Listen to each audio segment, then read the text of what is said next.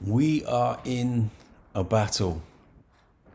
May not feel like it all the time, but the Bible's really clear that we are in a battle and there is a spiritual war that is taking place around us every moment of our lives. There's a raging war between the kingdom of darkness and the kingdom of light.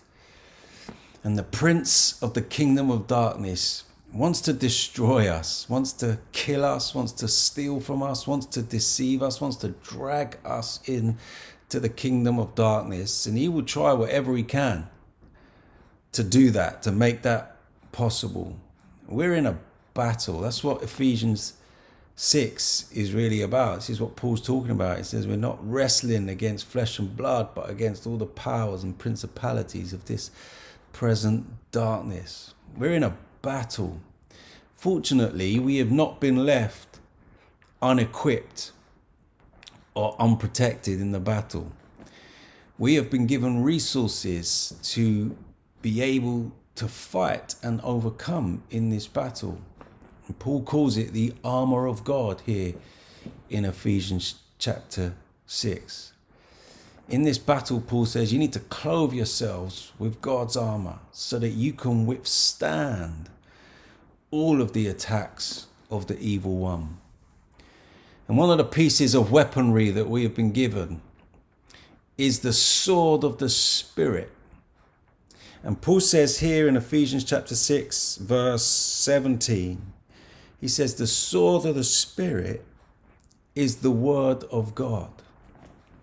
We're in this battle and we've been given a sword with which we can defeat our enemies. You don't want to be on a battlefield without a weapon, right? And you don't want to be in this spiritual battle without a sword. And we've been given a sword, and it is the word of God.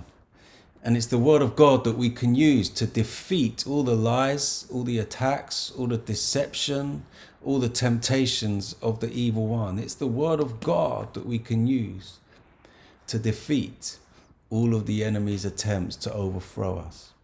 A great example of this actually is Jesus. Think about Jesus being tempted by the devil in the wilderness. Here comes the devil trying to entice Jesus, trying to deceive Jesus, trying to tempt Jesus. And how does Jesus respond?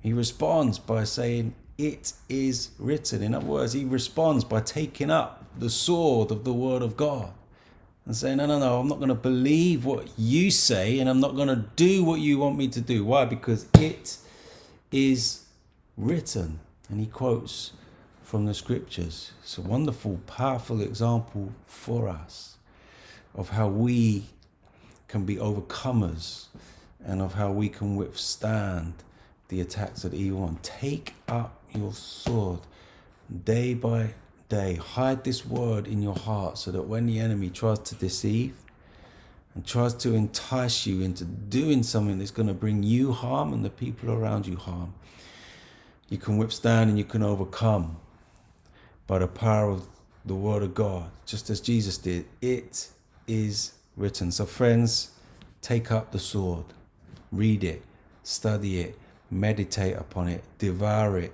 memorize it, hide it in your heart, because we are in a battle. We are in a battle.